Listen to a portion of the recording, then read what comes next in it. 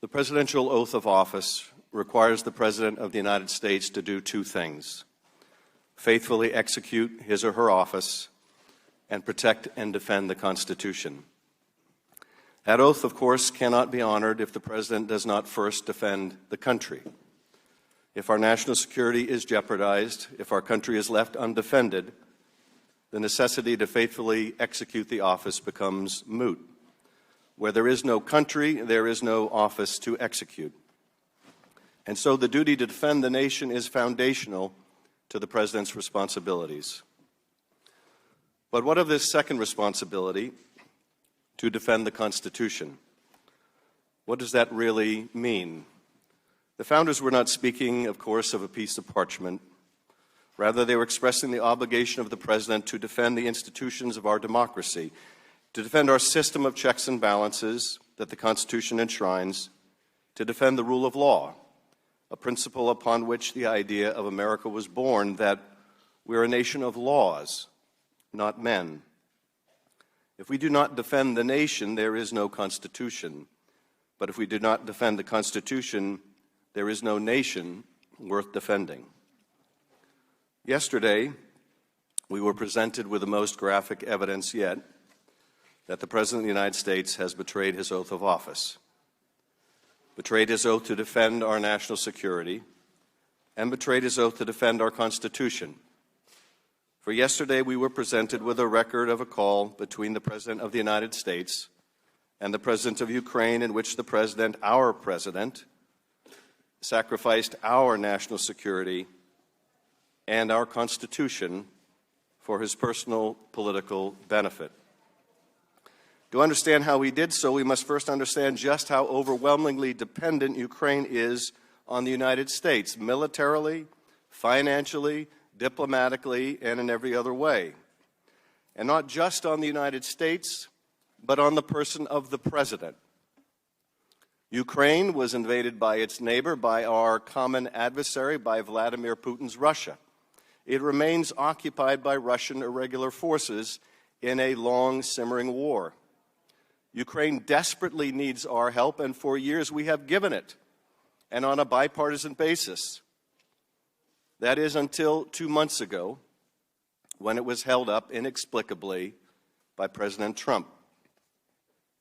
It is in this context, after a brief congratulatory call from President Trump to President Zelensky on April 21st, and after the President's personal emissary, Rudy Giuliani, made it abundantly clear to Ukrainian officials over several months that the President wanted dirt on his political opponent, it is in this context that the new President of Ukraine would speak to Donald Trump over the phone on July 25th.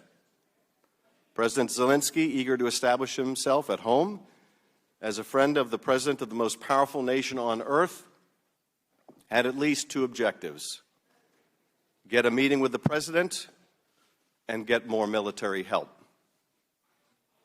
And so what happened on that call? Zelensky begins by ingratiating himself, and he tries to enlist the support of the President. He expresses his interest in meeting with the President and says his country wants to acquire more weapons from us to defend itself. And what is the President's response? Well, it reads like a classic organized crime shakedown. Shorn of its rambling character and in not so many words, this is the essence of what the President communicates.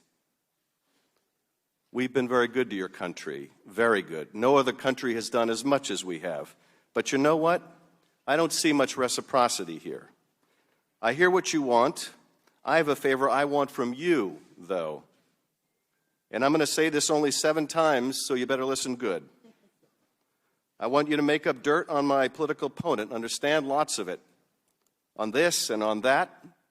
I'm going to put you in touch with people, and not just any people. I'm going to put you in touch with Attorney General of the United States, my Attorney General, Bill Barr. He's got the whole weight of the American law enforcement behind him. And I'm going to put you in touch with Rudy. You're going to love him, trust me. You know what I'm asking, and so I'm only going to say this a few more times, in a few more ways. And by the way, don't call me again. I'll call you when you've done what I asked. This is, in sum and character, what the President was trying to communicate with the President of Ukraine. It would be funny if it wasn't such a graphic portrayal of the President's oath of office. But as it does represent a real betrayal, there's nothing the President says here that is in America's interest, after all. It is instead the most consequential form of tragedy, for it forces us to confront the remedy the founders provided for such a flagrant abuse of office: impeachment. Now, this matter would not have come to the attention of our committee or the nation's attention without the courage of a single person, the whistleblower. As you know, Director McGuire, more so than perhaps any other area of government since we deal with classified information, the Intelligence Committee is dependent on whistleblowers to reveal wrongdoing when it occurs, when the agencies do not self-report, because outside parties are not allowed to scrutinize your work and to guide us. If that system is allowed to break down, as it did here, if whistleblowers come to understand that they will not be protected, one of two things happen: serious wrongdoing goes unreported, or whistleblowers take matters into their own hands and divulge classified information to the press in violation of the law and placing our national security at risk.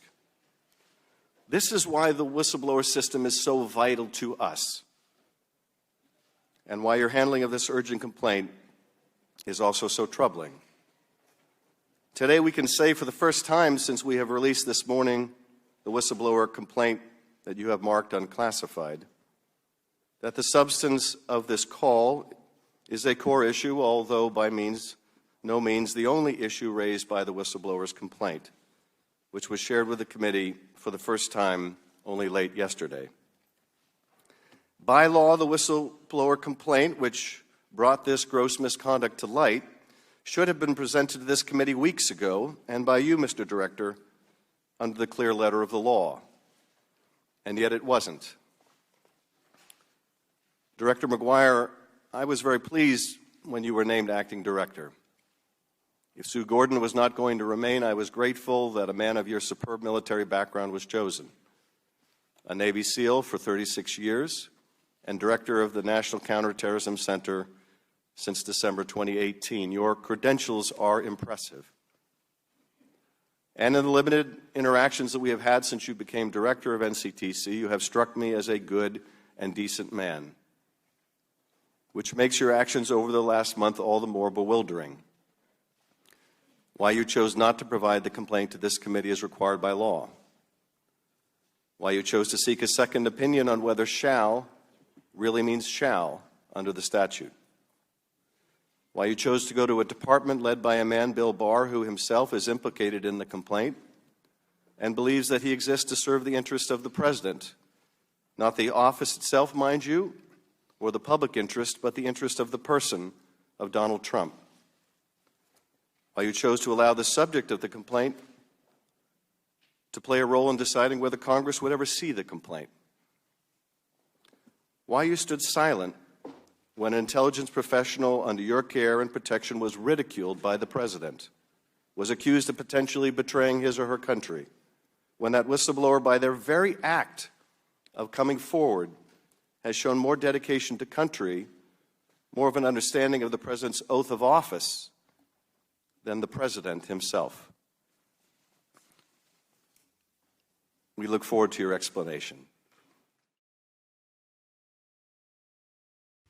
Hey, NBC News viewers, thanks for checking out our YouTube channel. Subscribe by clicking on that button down here and click on any of the videos over here to watch the latest interviews, show highlights, and digital exclusives. Thanks for watching.